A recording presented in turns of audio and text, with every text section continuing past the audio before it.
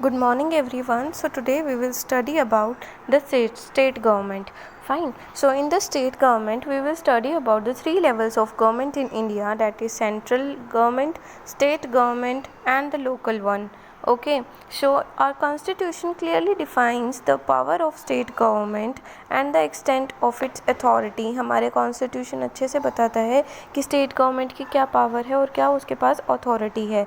उसमें सबसे पहले हम लेजिस्लेशन के बारे में पढ़ते हैं। लेजिस्लेशन एक प्रोसीजर होता है जिसमें कि आप लॉ बना सकते हैं एंड लॉ पास कर सकते हैं, उसको बोलते हैं लेजिस्लेशन। फाइन। सो लेजिस्लेचर फॉर्मली एक ऐसी चोजन बॉडी होती है लोगों की जिसमें कि वो अथॉरिटी बनाते हैं, यानी कि कोई भी रूल्स रेगुलेशन बनाते हैं। ठीक है। लेजिस्लेचर जो होता है स्टेट लेवल पे वो एक बाई कैमरल और यूनिकैमरल प्रोसीजर है। फाइन। विधानसभा और विधानसभा और इसके अंदर विधानसभा को हम बोलते हैं लेजिस्लेचर असेंबली, इसको लोअर हाउस भी बोलते हैं। और विधानसभा जो विधान परिषद जो है उसको लेजिस्लेटिव काउंसिल भी बोलते हैं। फाइन। इसको अपर हाउस भी बोला जाता है। लेजिस्लेटिव काउंसिल जिसको कि हम विधान परिषद भी बोलते हैं, ये 7 स्टेट्स में ही एग्जिस्ट करती है। मेंबर्स जो हैं लेजिस्लेटिव काउंसिल के, ये इनडायरेक्टली इनको इलेक्ट किया जाता है। 1/3 मेंबर्स जो हैं वो एमएलए से इलेक्ट होते हैं। 1/3 मेंबर्स जो हैं वो लोकल बॉडीज से जो है वो इलेक्ट होते हैं। फाइन। 1/12 जो है वो graduates living in the state, 1/12 by the teachers of secondary schools, colleges and university, और जो बाकी बचे हुए 1/6 हैं उनको नॉमिनेट करते हैं गवर्नर। फाइन। सो इसी के साथ साथ मैं आपको बताऊंगी जो मीटिंग होती है हाउस की वो चेयरमैन लेते हैं। ठीक है। और जो जो अगर चेयरमैन एब्सेंट होते हैं तो वहाँ पर डिप्टी चेयरमैन जो है वो इनकी मीटिंग लेते हैं। स्टेट को 2 पार्ट्स में हम डिवाइड करें अगर तो एक होता है लेजिस्लेटिव असेंबली, मैंने आपको बताया। Legislative assembly non permanent house है जो कि 5 ईयर्स तक ही इनके मेंबर्स को इलेक्ट किया जा सकता है।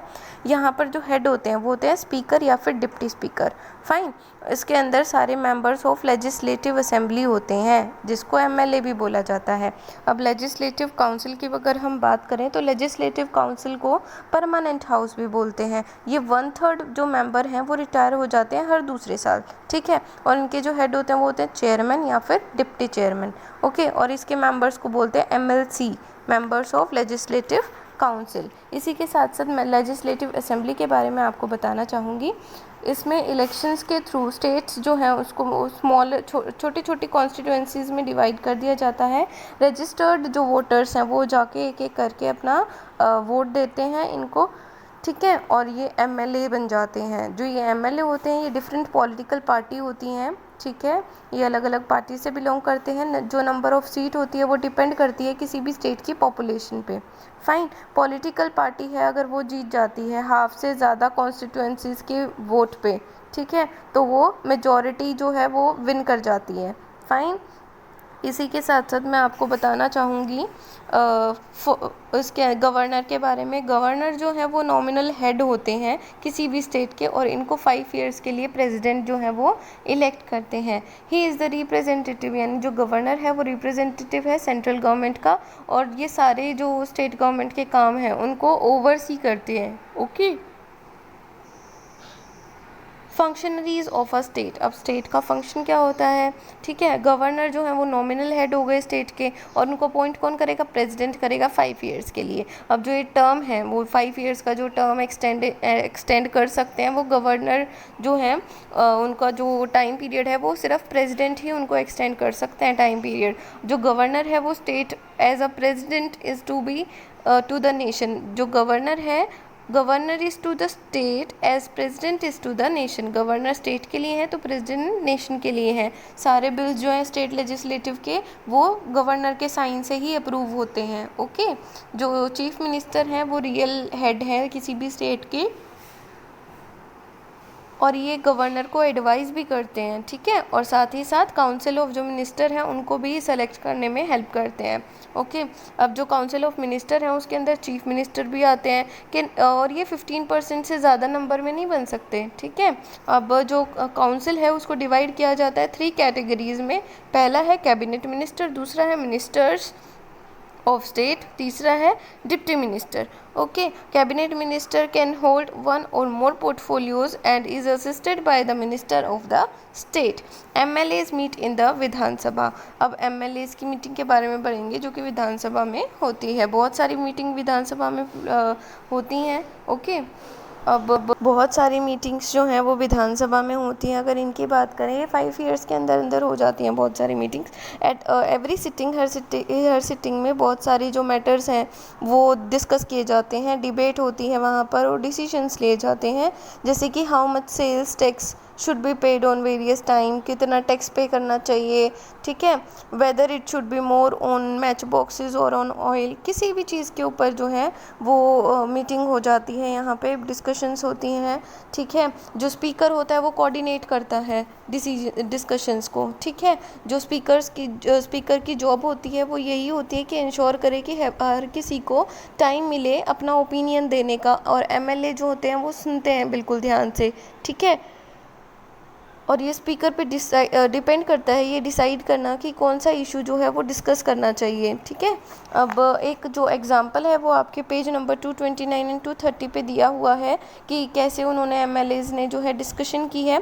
अब how a law is implemented, एक जो है लॉ वो कैसे इम्प्लीमेंट होता है उसके बारे में हम बात करेंगे। ये बहुत इंपॉर्टेंट है कि आपको पता हो कि कोई भी लॉ कैसे इम्प्लीमेंट किया जाता है।